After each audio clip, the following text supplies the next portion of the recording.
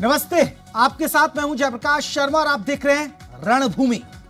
रणभूमि में आज का शब्द है नियम नीति। हम कोई भी नियम बनाते हैं वो इसलिए कि हर काम उसी नीति और नियम के जरिए हो जो हम करना चाहते हैं। लेकिन अगर हम अपने नियमों और नीति में बदलाव करते हैं तो सवाल उठते हैं। हालांकि नियम और नीतियों में बदलाव करना वैसे कोई गलत बात नहीं है, लेकिन जब सूबे की सरकार ऐसा करती है तो विपक्ष सवाल जरूर उठाता है।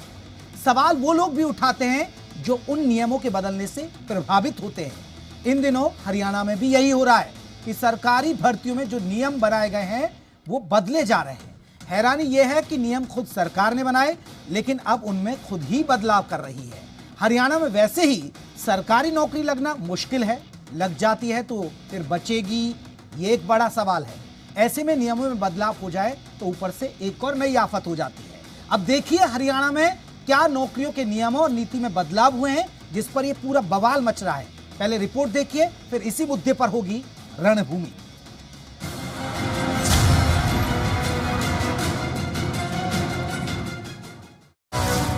हरियाणा में भर्तियों पर फिर विवाद। अपना ही नियम बदलकर घिरी सरकार। पीजीटी संस्कृत के परीक्षार्थियों की गुहार। अब खिलाड़ी भी नहीं बनेंगे साहब। सरकार की नीति और नियत पर सवाल।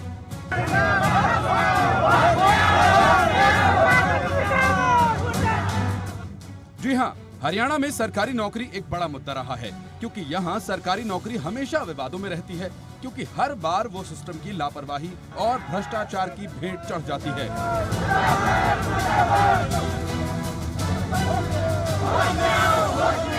अब फिर सरकार की नीतियों पर सवाल उठने लगे हैं। अब हरियाणा में खेल कोटे से होने वाली सरकारी भर्तियों के नियमों में बदलाव कर दिए गए हैं। खेल कोटे से अब सीधे एचसीएस या एचपीएस अधिकारी भर्ती नहीं होंगे, बल्कि पदक विजेता खिलाड़ी जूनियर कोच के उपनिदेशक स्तर के अधिकारी बन सकेंगे। ग्रुप ए में उपनिदेशक के 50, ग्रुप बी में वरिष्ठ कोच के 100 व कोच के 150, ग्रुप सी में जूनियर कोच के 250 पद स्वीकृत किए हैं। इन पदों पर भर्ती के लिए जो ऊपरी सीमा 42 वर्ष थी उसको बढ़ाकर हमने 50 साल कर दिया, तो इससे काफी उनको लाभ मिलेगा। पिछली बार जब खेल मंत्री अनिल विज थे तब सरकार इस नियम से काम कर रही थी, लेकिन सरकार ने फिर से अपने ही नियम बदल दिए और अब एक नियम में बदलाव पीजीटी संस्कृत के परीक्षार्थियों के साथ हुआ। जहां हरियाणा में पीजीटी संस्कृत के 600 पदों के लिए अभ्यर्थियों की साल 2015 में भर्ती हुई थी, जिसके नतीजे 1 जनवरी 2019 को आए थे और 523 पीजीटी संस्कृत अभ्यर्थियों को पास घोषित किया गया। लेकिन 1 साल से ज्यादा बीतने के बाद भी इस परीक्षा में पास अभ्यर्थियों की ज्वाइनिंग नहीं करवाई गई और अब भर्ती को रद्द कर दिया गया, जिस पर इन अभ्यर्थियों ने अब मोर्चा खोल दिया है।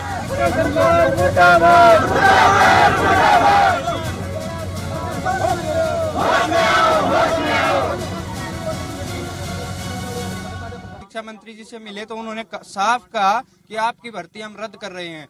मतलब अब 7 साल से हम एक भर्ती के पीछे पड़े हुए हैं, वो भर्ती पूरी भी हो जाती है लेकिन ज्वाइनिंग नहीं हो पाती। उसके बाद फिर ये सुनने में आता है कि एक रीएडवर्टाइजमेंट भर्ती फिर से रीएड होना, ये हमारे साथ घोर अन्याय है। सरकार अपने ही नियमों में बदलाव कर रही है और घिर भी रही है, क्योंकि विपक्ष इसे दूसरे नजरिए से देख रहा है।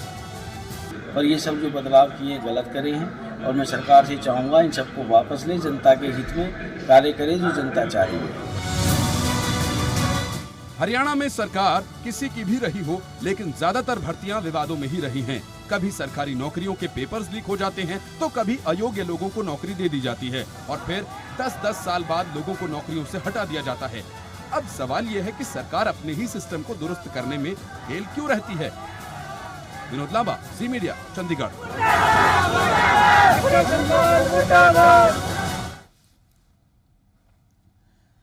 तो देखिए, जो सीधी भर्ती होती थी खेल कोटे से कि अफसर बन जाएंगे, कई बार एसडीएम बन जाते हैं, डीएसपी बन जाते हैं, अब वो नहीं बनेंगे, वो जूनियर कोच बनेंगे। इसके अलावा जो अभी आपने देखा पीजीटी संस्कृत 2015 में, आपको बहुत से दर्शक जो देख रहे होंगे ये शो वो जानते होंगे 2015 में ये भर्ती निकली, फिर रिजल्ट आया, 2019 में रिजल्ट आके नौकरी की बात आ गई, नौकरी नहीं मिल रही है और सरकार कह रही है कि भर्ती रद्द हो रही है। सोचिए कि एक शख्स अपनी मेहनत करता है कि हम पीजीटी संस्कृत के लेक्चरर लग जाएंगे, लेकिन हो क्या रहा है ये एक बड़ा सवाल है। इसी पर चर्चा करेंगे। दो खास मेहमान जुड़ गए, और भी मेहमान जुड़ेंगे, उनको हम चर्चा में जोड़ेंगे। हमारे साथ सत्यव्रत शास्त्री है, प्रवक्ता बीजेपी, रमेश बामल है, प्रवक्ता कांग्रेस। दोनों खास मेहमानों को बहुत बहुत स्वागत है। शास्त्री जी, पहला सवाल मेरा प्रवक्ता के तौर पर नहीं सर, सोचिए आपका बेटा, आपकी बच्ची अगर एक एग्जाम पीजीटी संस्कृत के लिए तैयारी करती है और पास हो जाती है और सरकार कहती है रद्द, सर उस सरकार को क्या कहेंगे आप? देखिए, अब मेरा वक्तव्य आपने व्यक्तिगत पूछा है, इसलिए प्रवक्ता के नाते मैं बाद में बात रखूंगा।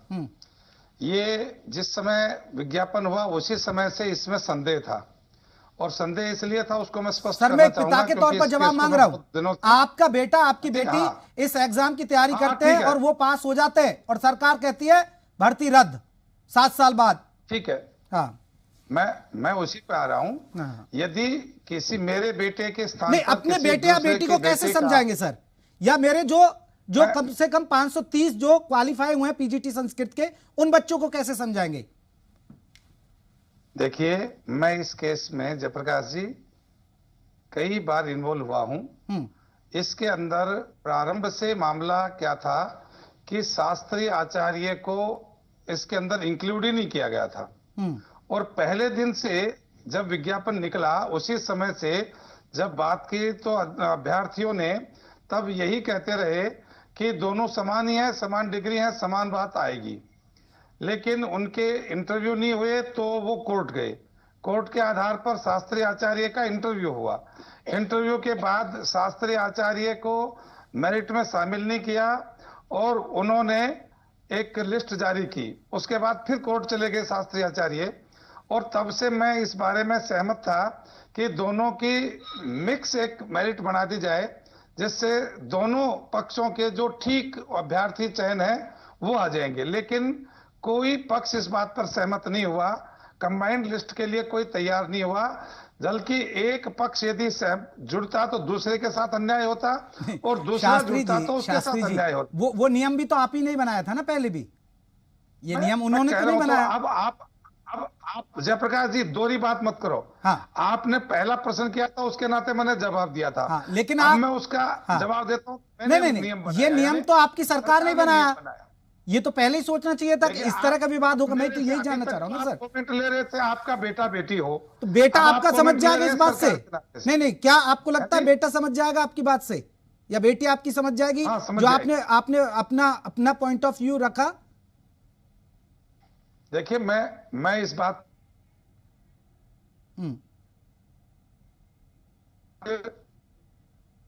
जी को नहीं माना। हमने परिवार में बैठकर बात की, सरकार का निर्णय उसको मानेंगे और परिवार में शांति है, कोई बात नहीं है ऐसी। जब एक पक्ष मैं कहूं कि दूसरे का साथ अन्याय होकर मेरे साथ पक्षपात किया जाए तो मैं इस पक्ष में नहीं हूं। ठीक है सर, एक छोटा सा रिएक्शन और दे दीजिए, फिर मैं बामल जी को चर्चा में जोड़ूंगा। सर, खेल नीति में बदलाव की जरूरत क्यों पड़ गई? जब वित्त साहब खेल मंत्री थे तब इसी नीति के तहत सीधे आप जो मेडल लाने वाले खिलाड़ियों को अफसर बना रहे थे, अब उनको कोच। सर, ये बदलाव की जरूरत क्यों पड़ गई? देखिए, अफसर बनने के बाद में खिलाड़ियों के साथ जो उनका व्यवहार चाहिए वो अपने डिपार्टमेंट के प्रति ज्यादा उत्तरदायित्व हो जाते हैं और खेल को आगे बढ़ाने में उनका योगदान कम रह पाता है। इसलिए यदि कोच के रूप में आएंगे, चाहे उनको ग्रेड फिर वही दे दिया जाए, ऊपर के ग्रेड दे दिया जाए, लेकिन वो खेल और खिलाड़ी से जुड़े रहेंगे तो आगे आने वाली जनरेशन के लिए ये लाभ होगा। अफसर बनने के बाद में वो दूसरे डिपार्टमेंटों में जाते हैं तो वहां की लायबिलिटी और वहां की व्यवस्थाएं उनको वहां रहने के लिए बाध्य करती हैं और इधर उनका ध्यान कम हो जाता है। इसलिए खेल को बढ़ावा देने के लिए, आने वाली जनरेशन को और नर्सरीज को अच्छा करने के लिए ये कदम सरकार ने उठाया है, इसका स्वागत करना चाहिए। ठीक है, बामल साहब स्वागत करेंगे। पीजीटी संस्कृत के जो शिक्षक थे जिनको नौकरी भी लग गई थी, जिनका रिजल्ट भी आ गया था, भर्ती रद्द, अब इन्होंने खेल नीति में बदलाव कर दिया। स्वागत करिए सर। जयप्रकाश जी, स्वागत कैसे करें ब्रदर? जिस तरह इन्होंने एक रोजगार छीन लिया एक बच्चों का, ये तो एक चूल्हा जिसके घर में जलता था, जिसकी उम्मीद थी, उसको बंद कर दिया। आज जो देश की दुर्व्यवस्था हो गई है, जो नौजवान है आज नौकरियों के बारे में इतना परेशान है कि मेरे पास कोई शब्द नहीं। मैं बहुत आहत हूं इस बात से कि आप एक नौकरी निकालते हैं, एडवर्टाइजमेंट देते हैं, उनके इंटरव्यू लेते हैं, उनसे फीस लेते हैं, उसके बाद वो बेचारे इस उम्मीद में होते हैं कि हमें नौकरी मिलेगी और आप अपना एक तुगलकी फरमान दे देते हैं। तो सरकार पता नहीं ऐसा क्यों करती है। आप पॉलिसियां लाते हो, आप एडवर्टाइजमेंट देते हो, वाह वाह बटोरते हो कि हमने इतनी वैकेंसियां निकाली हैं, रोजगार देंगे, फिर उसको जी आप ठंडे बस्ते में डाल देते हो कि नहीं जी ये तो गलत हो गया, हमारी पॉलिसी में नहीं था। अभी पीछे भी इन्होंने वो जो भर्ती रद्द की है, जिनके अपॉइंटमेंट लेटर थे, जिन्होंने नौकरियां ज्वाइन कर ली थी, उनके साथ देखो कितनी बेइंसाफी हुई है। तो इनको यही नहीं पता कि सरकार कैसे चलानी है, नौकरियां कैसे देनी है, रोजगार कैसे पैदा करने, तो कैसे समर्थन करें। अब भाई साहब ने बड़ा ईमानदारी से जवाब दे दिया, अपने परिवार के बारे में बताया नहीं, यदि आपके बच्चों के साथ ऐसा हो जाए। दूसरा कहते हैं जी कि भी वो खिलाड़ी हैं, जो अंतर्राष्ट्रीय खिलाड़ी, जो एक पॉलिसी लेके आई थी, जो खिलाड़ियों को एनकरेज किया था, कांग्रेस सरकार लेके आई थी, उनको अलग अलग डिपार्टमेंटों में नौकरियां मिलती थी, अनुभव होता था। तो क्या वो अंतर्राष्ट्रीय खिलाड़ी हैं, वो इस लायक नहीं है कि दूसरे डिपार्टमेंट में जाके कोई काम नहीं कर सकते, एचसीएस अफसर नहीं लग सकते या पुलिस अधिकारी नहीं बन सकते। तो इस तरह की जो सेमफुल स्टेटमेंट आती हैं, जो भारतीय जनता पार्टी की पॉलिसी है, तो बहुत ही शर्मनाक है। बिल्कुल बामल साहब, आप बिल्कुल स्वागत नहीं करेंगे और वाकई में सवाल उठे हैं और उठाने भी चाहिए। हमारे साथ राजेश कुमार अंतर्राष्ट्रीय कोच हैं, वो भी हमारे साथ जुड़ गए हैं, उनसे भी हम सवाल जवाब करेंगे। लेकिन बामल साहब, कुछ गड्ढे आप जो खोद के गए, उसका नुकसान तो युवाओं को, हरियाणा के युवाओं को भी तो भुगतना पड़ रहा है ना सर। देखिए, अगर आप पीटीआई शिक्षकों की बात लेते तो देखिए आप ही गड्ढे खोद के गए। अगर आप ड्राइंग टीचर की बात करते हैं, क्योंकि आपने अयोग्य लोगों को नौकरी दे दी, अब हालात यह है कि बेचारे 10-10 साल बाद नौकरी छूट गई, उसके लिए कांग्रेस जिम्मेदार नहीं है क्या सर? जयप्रकाश जी, ऐसा आप किसी भी सरकार में देखिए, मैं आपकी बात से तो ये सहमत हूं कि करप्शन हुआ है, पेपर लीकेज हुए हैं और अयोग्य आदमियों को नौकरियां भी मिली हैं, योग्य को भी मिली है। तो इसका खामियाजा कहीं ना कहीं सिस्टम में है, चाहे वो कोई भी पार्टी है, मैं इस बात से ना नहीं करता। लेकिन कांग्रेस ने कभी किसी का रोजगार नहीं छीना जी, कभी भी इस तरह के तुगलकी फरमान। एक जयप्रकाश जी, आप एक उदाहरण दीजिए कि कांग्रेस पार्टी ने, चाहे वो गलत हुआ या सही हुआ, रोजगार देने के बाद कांग्रेस पार्टी ने कभी किसी का रोजगार नहीं छीना, किसी का चूल्हा बंद नहीं किया कांग्रेस पार्टी ने। ये तो मान लेंगे ना, ये तो मान लेंगे कि कांग्रेस के राज में धांधलियां हुई, लेकिन आपने रोजगार नहीं छीना वैसे किसी का। यही तारीफ करवाना चाहते हैं ना आप? नहीं, धांधलियां तो देखो, धांधलियां सरकार नहीं धांधलियां करती जी। वो किसी भी लेवल पे कहीं भी को पेपर लीक हो गया तो ये थोड़ी कि भी सरकार ने पेपर लीक करवा दिया। एक राजेश कुमार है, अंतर्राष्ट्रीय कोच है बॉक्सिंग के, वो हमारे साथ जुड़ गए। एक रिएक्शन ले लूं, फिर मैं इस पर रिएक्शन शास्त्री से शुरू है। राजेश जी, कैसे देख रहे हैं, क्योंकि खेल नीति में बदलाव किया गया है, आप इसे किस नजरिए से देख रहे हैं कि ठीक है अफसर ना बनने, या सिर्फ नौकरी मिल जाए खिलाड़ियों को, या ठीक है सरकार का फैसला? देखिए, मैं तो काबिले तारीफ ही कहूंगा, क्योंकि पिछले 5 सालों से जो भी हमारे खिलाड़ी हरियाणा प्रदेश के, वो नौकरियों की वेट कर रहे हैं। तो सबसे पहले तो यही है कि एक खिलाड़ी जब ग्राउंड में आता है तो ये चिंता उसे हर बार चिंता में डालती है कि उसका लाइफ कब सिक्योर होगी, उसको सिक्योरिटी कब मिलेगी। तो सबसे पहले तो नौकरी है कि एक खिलाड़ी को नौकरी मिले, उसके रुतबे के हिसाब से, जो भी उसकी रुतबा है, ABC क्लास जो भी है, ABC D क्लास जो भी है, एक खिलाड़ी को नौकरी समय पर मिले। तो जो हमारे खेल मंत्री है वो खुद एक खिलाड़ी है और वो। लेकिन राजेश जी, अगर अफसर बन रहे तो तकलीफ क्या है? बनने दीजिए, हौसला बढ़ता है, और भी जो नए यूथ आ रहे हैं उनमें भी जोश आएगा कि देखिए फलाने का लड़का SDM लग गया, उसने मेडल जीत कर लाया, फलाने का लड़का DSP लग गया, देखिए वो मेडल लेकर आया। तो उसमें हर्ज क्या था? सही तो चल रहा था सिस्टम। नहीं, सिस्टम सही था, सिस्टम तो सही होना चाहिए। देखिए, लेकिन मैं ये कह रहा हूं कि कम से कम पहले नौकरी तो मिले खिलाड़ी को, लाइफ तो सिक्योर हो, तो उसके पास संभावनाएं बहुत आगे बढ़ने के लिए। कोई जरूरी नहीं है कि वो है। अब जैसे आप बबीता फोगाट को ले लीजिए, तो बबीता फोगाट पहले पुलिस में थी, तो उन्होंने पुलिस की नौकरी छोड़ के वो राजनीति में चले गई। तो राजनीति से फिर उन्होंने उसको डिप्टी डायरेक्टर लगा दिया, लेकिन उन्होंने फिर छोड़ दी, तो फिर वो राजनीति में आ गई, फिर वो चेयरमैन बना दी। तो भाई खिलाड़ियों के पास अपॉर्चुनिटी तो बहुत सारी है, ठीक है ना। सबसे पहले कि उसको नौकरी मिले भाई साहब। नौकरी जैसे ही एक खिलाड़ी एलिजिबल हो तो उसको ABCD जिस भी लेवल का वो खिलाड़ी है, तो राजेश जी ये मानेंगे कि सरकार नौकरी देने में फेल हो रही है? चलिए आप छोड़िए, उस आधार पर नहीं जाए कि सरकार खिलाड़ियों को नौकरी देने में फेल हो रही है, ये तो मानेंगे फिर? नहीं, नौकरियों में बहुत ज्यादा इंतजार हो गया भाई साहब। देखो 2018 के एशियन गेम्स के मेडलिस्ट, कॉमनवेल्थ गेम्स के मेडलिस्ट, 2016 ओलंपिक स्तर के खिलाड़ी जो ओलंपिक में जिन्होंने प्रतिभागिता की, तो वो नौकरी के इंतजार में है। तो कम से कम आज उनको चाहे वो डिप्टी डायरेक्टर लगे उनकी पोस्ट के हिसाब से, तो नौकरी तो मिलेगी उनको। अभी हमारे मनजीत चहल हैं, तो एशियन गेम्स के गोल्ड मेडलिस्ट है, लेकिन वो नौकरी की वेट कर रहे हैं, ना वो आर्मी में है ना वो रेलवे में है, तो उसका परिवार कैसे चलेगा भाई साहब? ठीक है राजेश जी, मैं लौटूंगा आपसे, चर्चा और भी बिंदुओं पर करूंगा, और मैं उम्मीद करूं कि आप अपने कैमरे का जो फोकस है वो थोड़ा सामने रखिए, तभी हम आपको अच्छे से सुन पाएंगे। आप आराम से बैठ जाइए, फिर चर्चा करेंगे। शास्त्री जी एक सवाल है कि ठीक है, आप कह रहे हैं कि एक अच्छी पहल हम लोगों ने कर दी, हम इस नजरिए से देख रहे हैं, लेकिन सर आपको नहीं लगता है कि जो फिर आज जो PGT शिक्षक है जो संस्कृत के थे, जो पास हो गए, वो आपके खिलाफ, आपकी सरकार के खिलाफ सड़कों पर उतर आए? कल प्रदर्शन किया पंचकुला में उन लोगों ने, अगर आपकी पॉलिसी सही होती तो।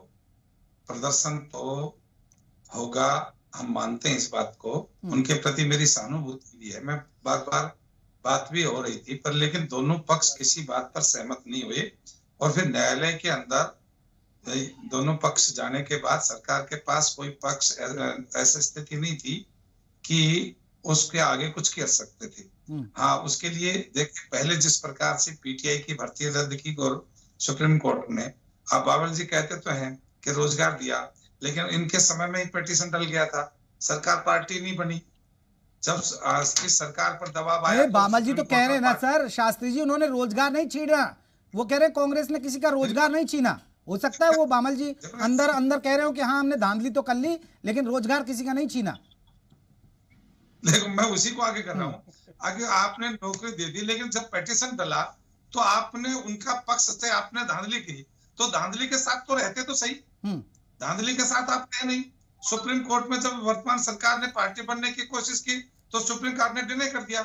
अब ये धांधली और जो आरोप बावल जी लगा रहे हैं, ये मैं समझता हूँ कि सरकार पर नहीं, ये कोर्ट पर लगा रहे हैं। और ऐसी भाषा का इसमें ध्यान रखना चाहिए प्रवक्ता को कि हम ये टिप्पणी किसके खिलाफ कर रहे हैं।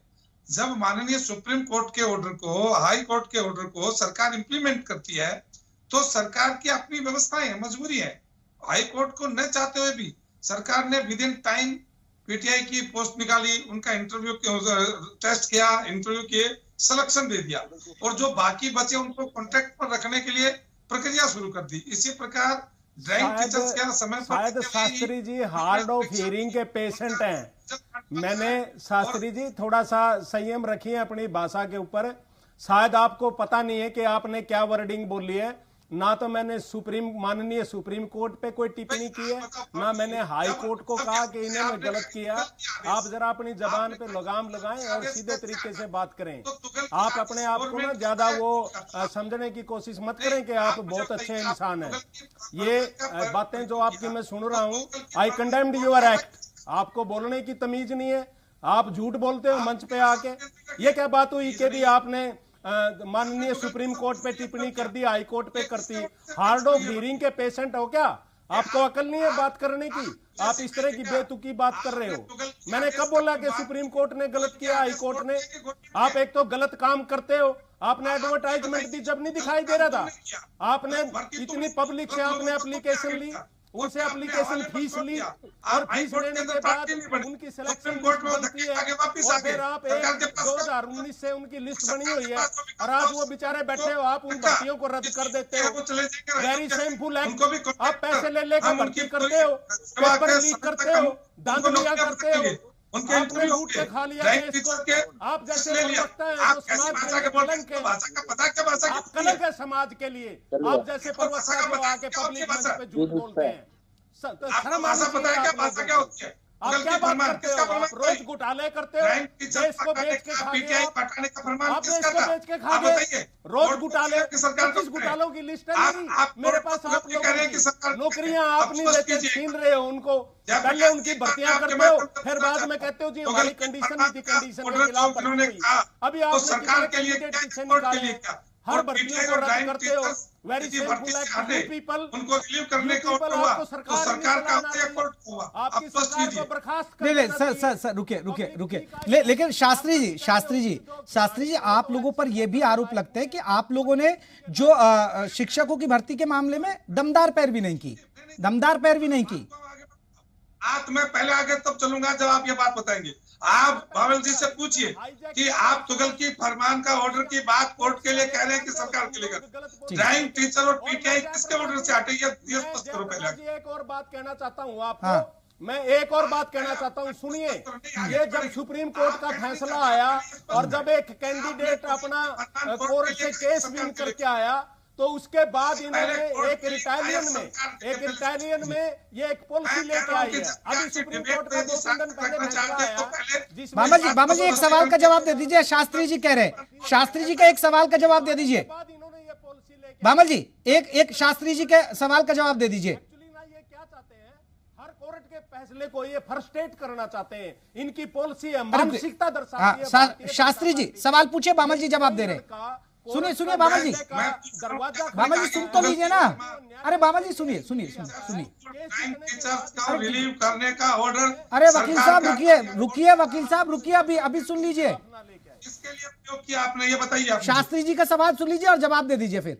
बाबा जी सुनिए सवाल। मैं ये पूछ रहा हूँ बावल जी, ड्राइंग टीचर्स और पीटीआई टीचर्स किसके ऑर्डर से हुए? और आपने जो तुगल की आदेश का शब्द प्रयोग किया है वो माननीय कोर्ट के लिए किया है या सरकार के लिए किया है? मैंने माननीय कोर्ट के लिए कोई ऐसा शब्द यूज ही नहीं किया कि कोर्ट ने गलत किया। कोर्ट की तो बात ही नहीं आई अब तक, कोर्ट का तो जिक्र ही नहीं है कहीं पे भी। बताइए आप कोर्ट का क्या जिक्र हुआ? कोर्ट का कोई मतलब ही नहीं है।